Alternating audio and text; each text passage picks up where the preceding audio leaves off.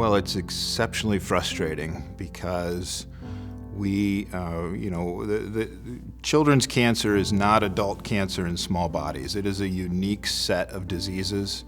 They have their own unique genetic causes, and they deserve their own unique treatments. And one of our missions as pediatric cancer specialists is not to give them 5 good years or 10 good years, but to give them an entire productive lifetime. And it's really hard to do that with medications that were designed 40 years ago.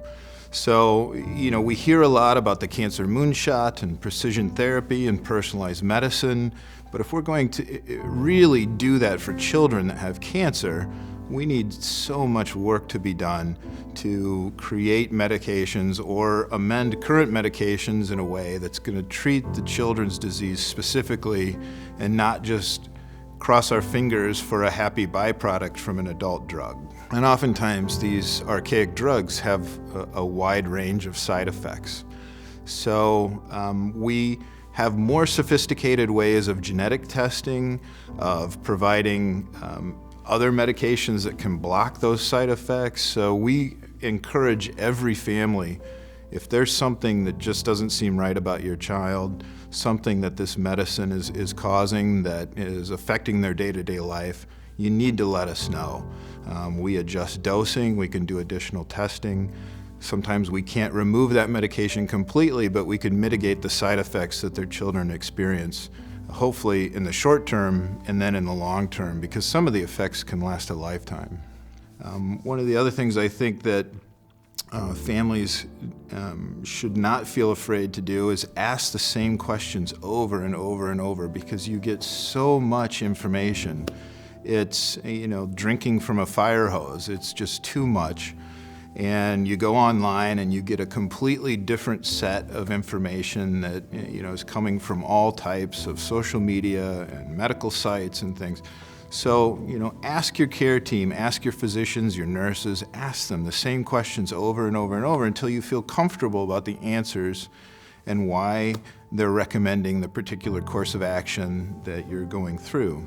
A lot of people are embarrassed to do this because they think they're going to sound stupid or ignorant, and it couldn't be further from the truth. No one expects someone to just walk into this situation and absorb everything that's going on immediately. This is a marathon, it's not a sprint. It's more insidious than a beast. I don't envision it as, a monster that comes barreling through the walls of your home. And I completely understand families that may feel that way. To me, it's much more insidious. It's a spy. It's a double agent. It's lurking in the shadows, and it's just this sort of, we can't put our finger on it. Usually we can't, point a gun at it. We can't, it's very hard to pin down. It's oily, it's slippery, and it's ugly. But I just see it as much more insidious and nuanced of a disease. And when people break free of it, that's a really amazing thing to see. And quite frankly, a lot of the innovations that have come from people who have been personally affected by pediatric cancer. So even when things don't go well, people are moved to say, we're not going to let you do this to us again.